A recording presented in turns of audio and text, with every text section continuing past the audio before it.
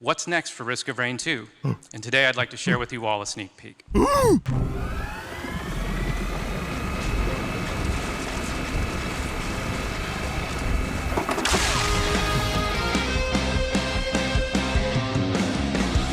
Yeah, man. Okay, so the DLC is coming, and it has more balls.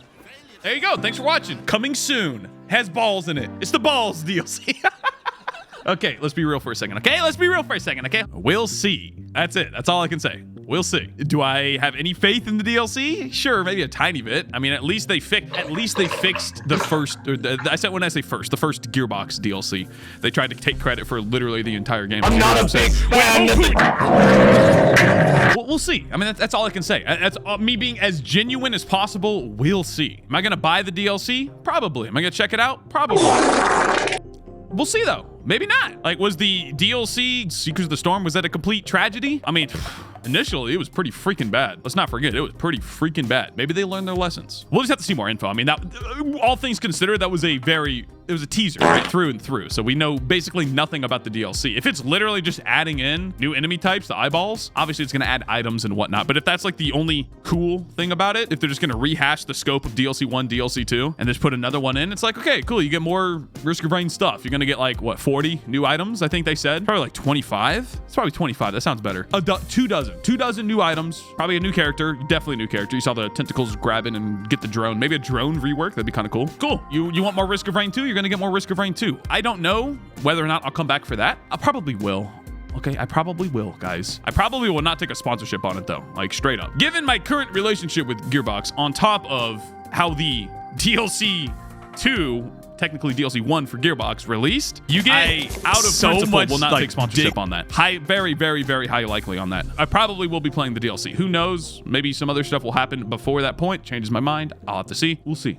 That's all there is to it. Do I trust Gearbox? Not really. I think they've done a lot to erode that. I mean, yes, they have fixed DLC 2, but let's be real. A large part of that was the community stuff. If you guys did not know, yes, I was invited to partake in UC from Race and Disputed Origin, and those guys, they said like, hey, we were able to like test the updates early and give our feedback and blah, blah, blah. I declined, or rather, let's just say we came to a mutual agreement. That's probably a more accurate way to put it. Do I trust Gearbox to do the best for the Risk of Rain 2 franchise? I mean, they clearly have guys that care about the game, like, but given just the track record of the release, kind of hard to excuse that, man. Let's not forget that this was not only the first big issue, it was the second big mess up that they had with Risk of Rain. You remember what the first one was? No, it wasn't the mobile gacha game, although that was a pretty good one, wasn't it? Mobile gacha game. No, it was the console port. Gearbox was 100% in charge of the console port. Does anyone remember that? I feel like I'm crazy. I feel like I'm taking crazy pills right now. Do we remember the state that Risk of Rain 2 was on consoles when it first came out? Does anybody remember that? That was Gearbox.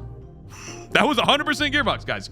100%. They had total control over the console side of things. Keep that in mind. And then the DLC comes out, and lo and behold, we have like the exact same issues.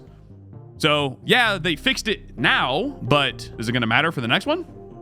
Guess we'll have to see, right? So that's basically my thoughts on it. Call me a doomer, call me whatever you want. I really don't care. Will I be playing Risk of Rain 2 DLC when it comes out? We'll have to see, I suppose. Am I itching for some Risk of Rain 2 action? Not really. I wanted more of a, new take on, some Risk of Rain stuff, not just another DLC of Risk of Rain 2. You literally cannot mess up Risk of Rain 2. This is what I'm trying to say, okay? Like, you actually cannot mess up Risk of Rain 2 because the base game is so freaking good. That's why I was kind of confused as to why Gearbox was trying to claim credit. Correct me if I'm wrong, but Gearbox was not publishing Risk of Rain 2 when it released into early access. Am I just wrong on that? All I'm trying to say is that the base game of Risk of Rain 2 is so incredibly good. And that's the whole reason why it blew up, right? I know Gearbox has to tout themselves as, we're the reason. We published. We gave them all the money. Look at it. Look at what we accomplished, guys. Look at all this stuff we accomplished. Like, they have to do that. It's just like a business thing. But they didn't make Risk of Rain 2. That's obvious, right? I feel like it needs to be said, but it should be very obvious. They didn't make it. They bought it.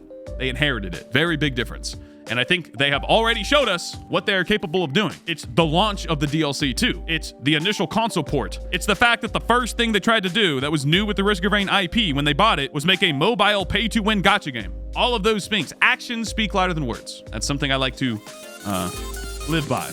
actions speak louder than words. We'll see at the end of the day. Because, like, guys, let me be honest. Like, I don't want to... I'm not trying to totally write off Risk of Rain 2. It's just these are the conclusions that I'm arriving to based on the actions, based on what has occurred. It's natural. Like I said in the video that I just posted, if you missed it, I basically said, even if Hopu were still in charge of Risk of Rain 2, I probably would have lost interest by now as well. It's just natural. Even though Gearbox came in swinging with the bugs and stuff like that, that ultimately was not a huge factor as to why I stopped playing Risk of Rain 2. It's just I lost interest. You know, I did everything there was to do, so to speak. And even if Hopu was still in charge, like, would they have? They probably. Anyway, there's a reason they sold it, right? There's the reason they sold it. They were done. 5 minutes later. This is new info. Hi guys, it's Future Woolie here. Apparently, the guys that helped fix the DLC 2, that were involved with Gearbox behind the scenes stuff, have already put their hands on DLC 3. I can't speak to what they've done. I'm not a part of this group of content creators. I have not done any behind the scenes testing of anything, so I cannot speak to what's going on. However, just keep that in mind that it took them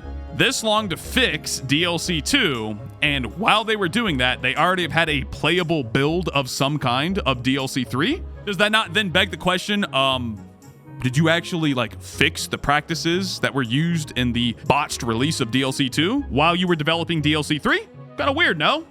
How they were, developing DLC 2, released it in a terrible spot, and then they had to use the community to fix it, and now DLC 3 has already had a playable state for people to test out already? Is that not kind of weird? Kind of weird. I don't know. We'll have to see, man. We'll have to see, but definitely worth mentioning that. 100%. What does that entail? Who knows? We'll have to see details, but kind of odd. Kind of odd. Just a little bit. Will I be coming back for the DLC 3, I guess? We'll see. All right, there you go. There you go. That's a good way to end it off.